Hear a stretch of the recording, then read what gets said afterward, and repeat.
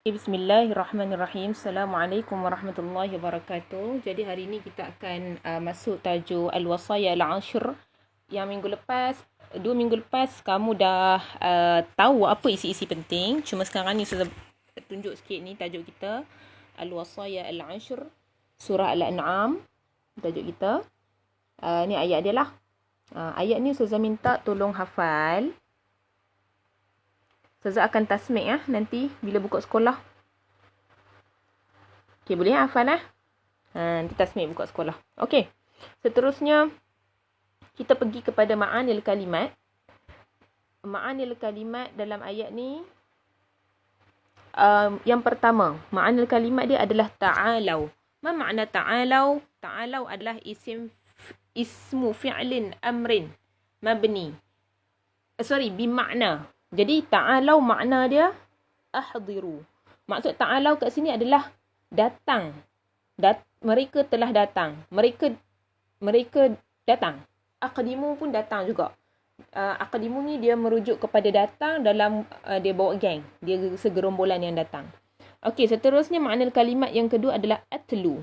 Atlu dia seerti dengan aqra'u wa ukhbir. Utlu ma. Tala yatlu. Datang perkataan tala yatlu iaitu membaca. Aqra' membaca.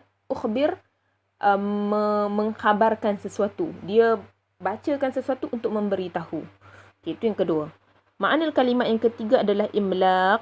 Imlaq maksud dia adalah faqrun wa jaw'un syadidun. Imlaq maksud dia kefakiran wa jaw'un. Ni wa bukan wujud. Wa jaw'un. Dan kefakiran yang sangat teruk. Kelaparan yang sangat teruk. Kefakiran dan kelaparan yang sangat teruk. Jaw', lapar. Okey, seterusnya al-fawahish. Ma makna fawahish?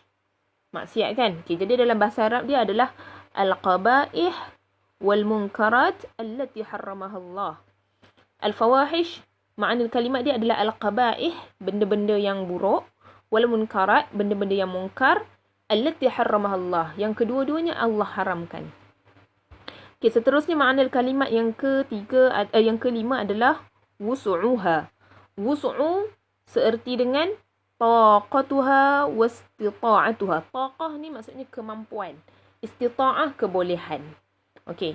So jelas Utlu, aqra'u wa ukhbir, ta'alau, uhduru, aqdimu, uqdumu, imlaq, faqrun wa jaw'un syadid. Fawahish, qaba'ih wal munkarat. Taqah wa istita'ah adalah untuk usaha. Okey.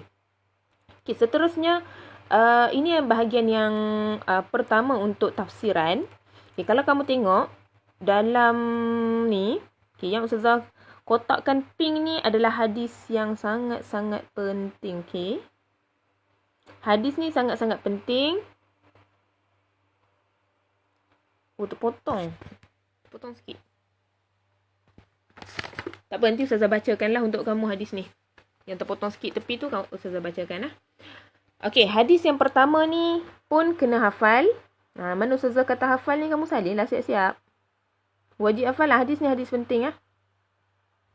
Hadis yang sangat penting untuk ayat surah Al-An'am ayat ke 151 hingga 153.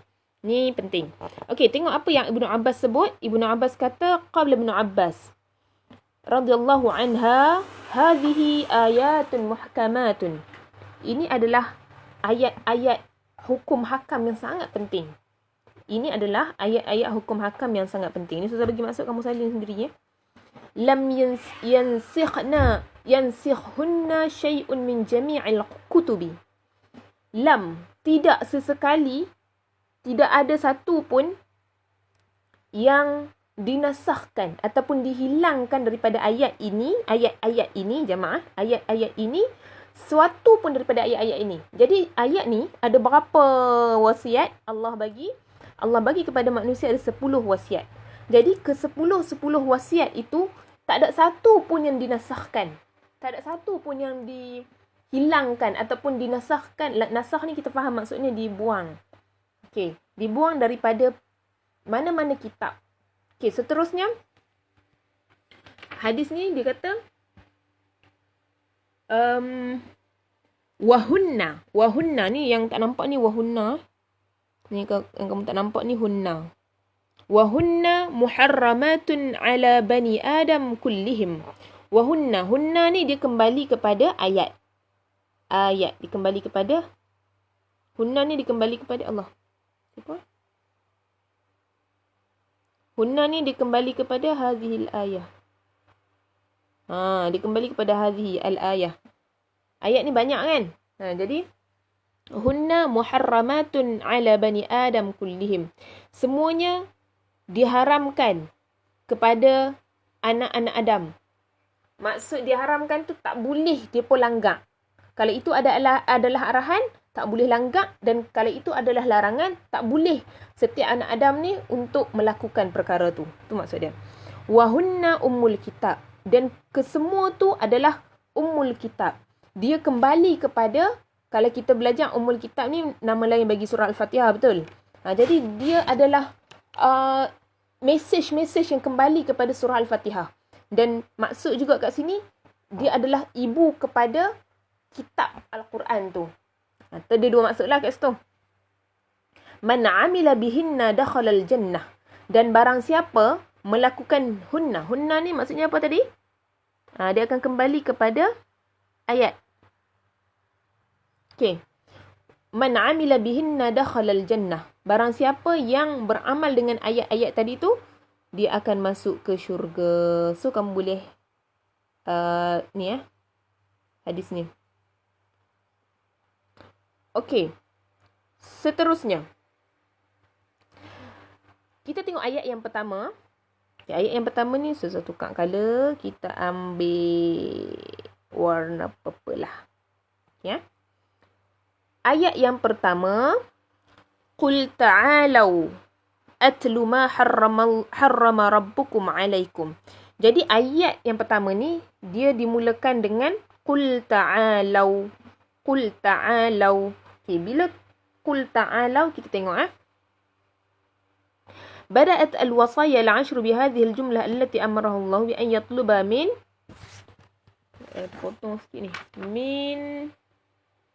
المشركين القدوم إليهم ويسمعهم ما حرمه الله ربهم. Okay, basic lah Zazah cerita sikit je. Yang tu Zazah akan pergi kepada 1, 2, 3. Yang ni dia cerita je. Dia bermula dengan ayat ini sebab waktu tu ada orang Quraisy, depa musyrikin Quraisy, depa datang, kemudian depa nak dengar apa yang Allah larang. So kita pergi ayat yang pertama ni penjelasan dia ada dekat sini. Okey. Jadi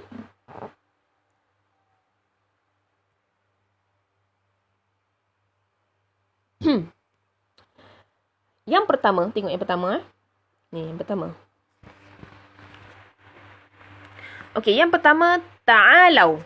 Ta'alau adalah maksud dia isim fi'il amar yang bermaksud uhduru waqdumu. Ustazah dah terangkan daripada awal-awal tadi, uhduru uqdumu ni maksudnya dia datang. Ta'alau. Qul ta'alau, katakanlah datang mai sini. Lepas tu apa yang hangpa nak? Macam tu. Okey, kemudian yang kedua utlu. Utlu adalah jawab talab. Nampak ni? Yang Ustazah dah tanda siap-siap ni. Jawab talab fi ta'alau. Yang Ustazah dah buat kurungan tu, itu sisi penting dia. Nombor 1, ta'alau adalah uhduru waqdumu. Bermakna uhduru waqdumu. Utlu huwa jawab talab fi ta'alau. Okey, jadi maksud dalam ayat ni adalah qul ta'alau. Katakanlah, datangkan mereka kepada kami. Lepas tu, utlu. Kemudian, atlu. Aku bacakan. Jadi, jawab kepada syarat. Yang tadi tu, kalau mereka datang kepada kita, kita habaq kat mereka. Tu maksud dia lah macam tu. Jawab syarat. Jawab talab. Okey, seterusnya, yang ketiga. وَهَذِهِ الْوَصَيَّ الْعَشْرُ فِيهَا مَا حَرَّمَ اللَّهُ عَلَى النَّاسِ وَفِيهَا مَا أَوْجَبَهُ عَلَيْهِمْ. Okey, untuk ayat yang nombor 1 ni, dia menjelaskan bahawa هَذِهِ الْوَصَيَّ الْعَشْرُ dalam 10 wasiat ini, fiha ma harramallahu 'alan nas. Dekat dalam ayat ni ada apa yang Allah haramkan. Wa fiha ma aujabahu 'alaihim. Dan pada ayat ni juga terdapat apa yang Allah wajibkan kepada manusia. Jadi ada dua elemen lah yang ada dalam ayat ni. Satu, apa yang Allah haramkan. Dan juga yang kedua, apa yang Allah wajibkan kepada orang-orang musyrikin Quraisy. Dan juga semua manusia. Okay, kalau kamu tengok ada penjelasan dekat bawah tu. Yang ni penjelasan je. Kamu tengok dalam buku teks lah nanti. Okay. Ada 1, 2, 3 syarah dia. Tafsiran dia. Kita pergi kepada yang seterusnya. Okay.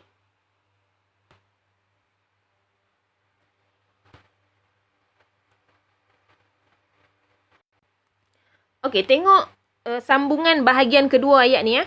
Bahagian kedua ayat ni adalah alla tusyriku bihi syai'a.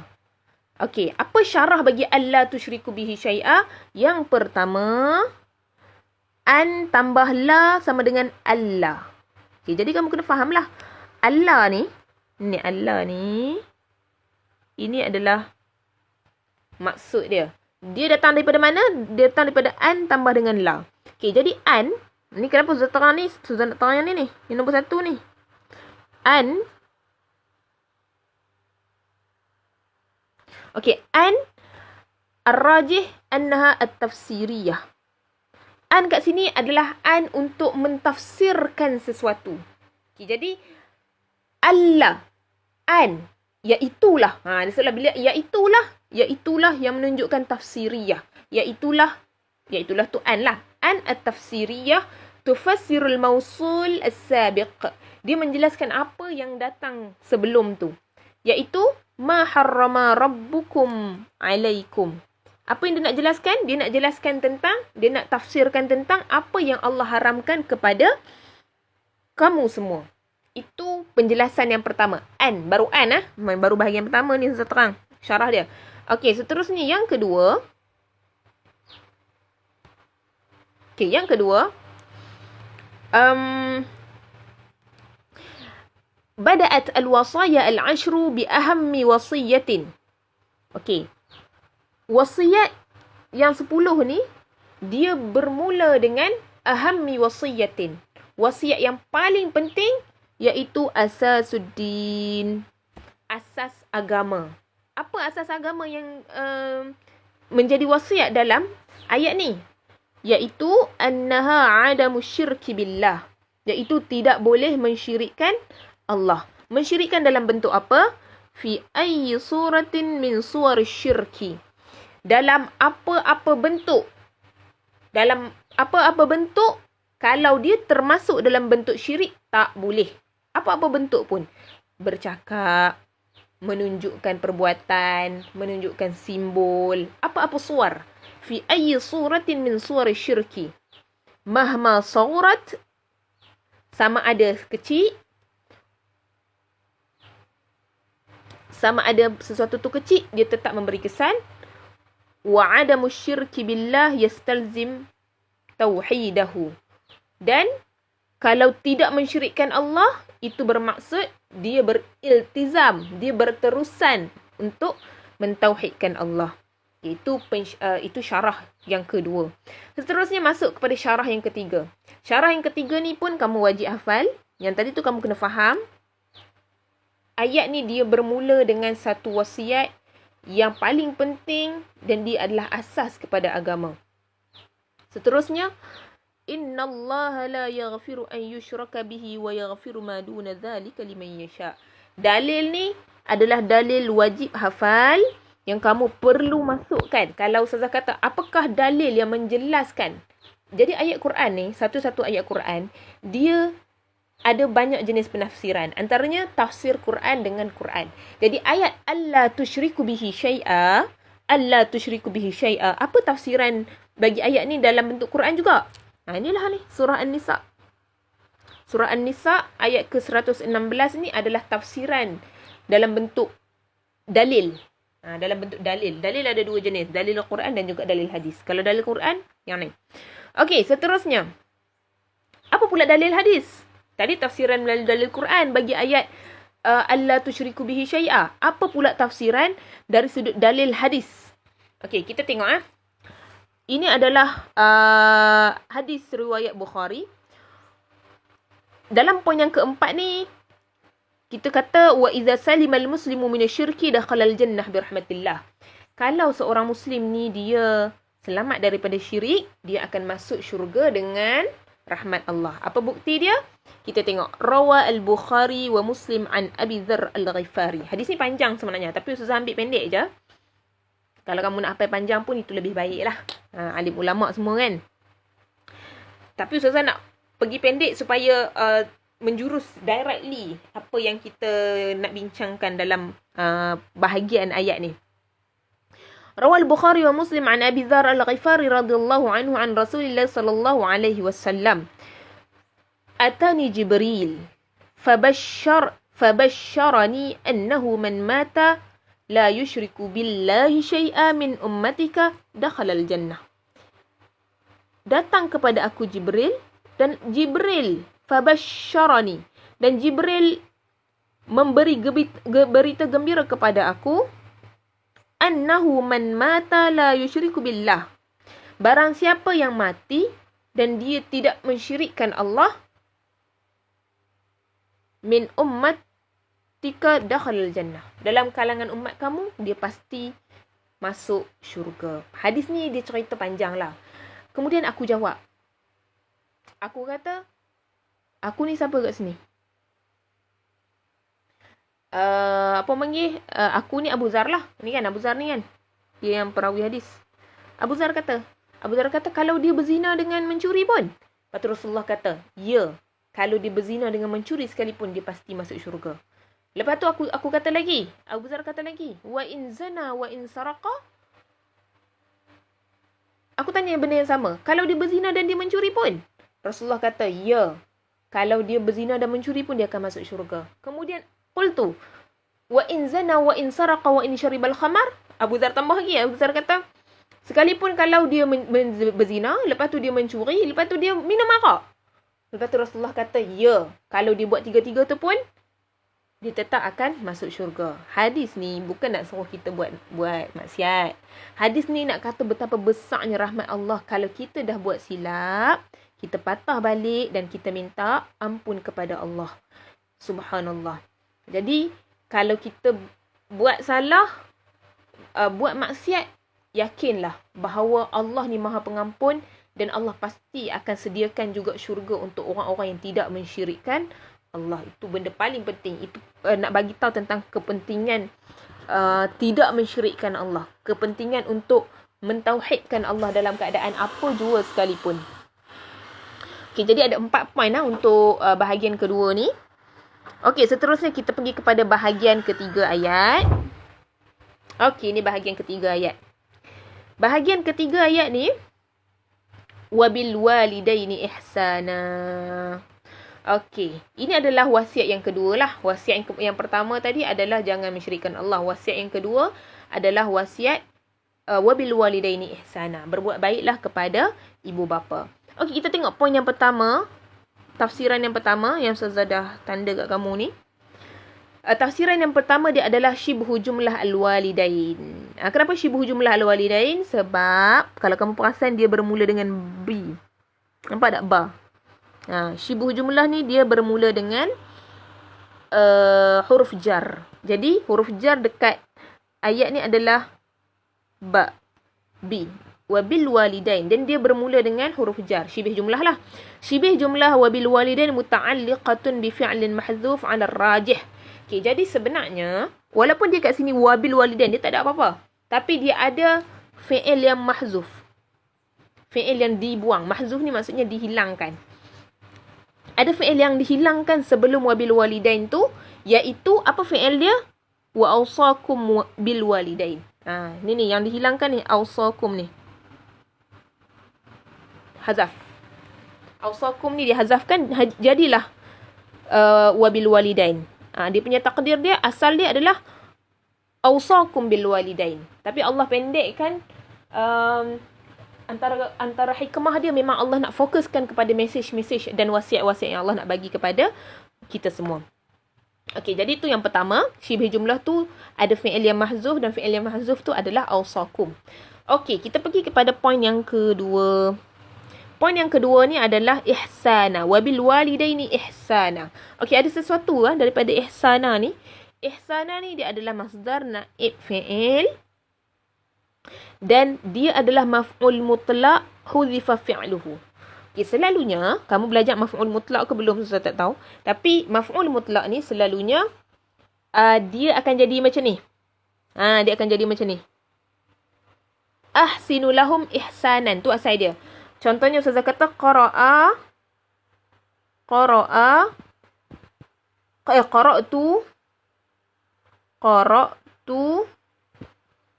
qira'atan. Okey. Qara'tu qira'atan. Kamu faham ke tak ni saya tulis?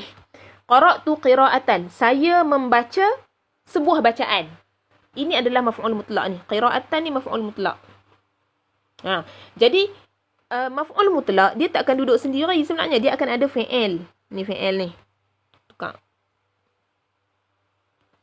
Ni dia akan ada fi'il selalunya. Qara'tu. Tapi kita tengok. Tapi kalau kamu tengok dalam ayat ni, ayat Quran ni, perasan tak? Dalam ayat Quran ni, dia hanya ada ihsana sahaja. Kan? Dia ada ihsana sahaja. Jadi, dibagi tahulah kat sini. Ihsana ni adalah maf'ul mutlaq yang huzifa fi'aluhu. Fi'il dia dah dihilangkan. Sama juga macam nombor 1 tadi. Fi'il dia dah dihilangkan. Dan fi'il yang dihilangkan tu adalah ahsinu lahum ihsana. Jadi sebenarnya dalam ayat nombor 3 ni, ada 2 benda yang dihilangkan. Satu awsakum, huzifa. Satu lagi ahsinu. 2 fi'il yang dihilangkan, yang dihazafkan. Okey. So itu poin yang kedua.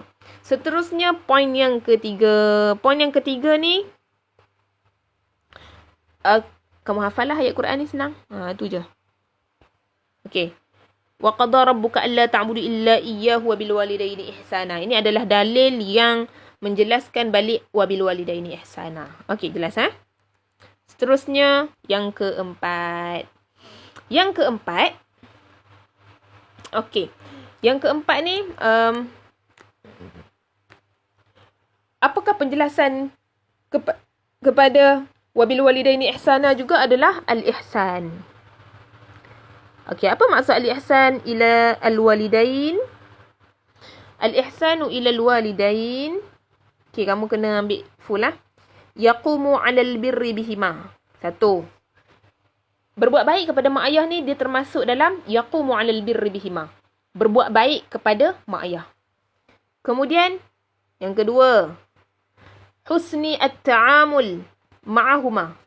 Dia termasuk juga bermuamalah dengan baik.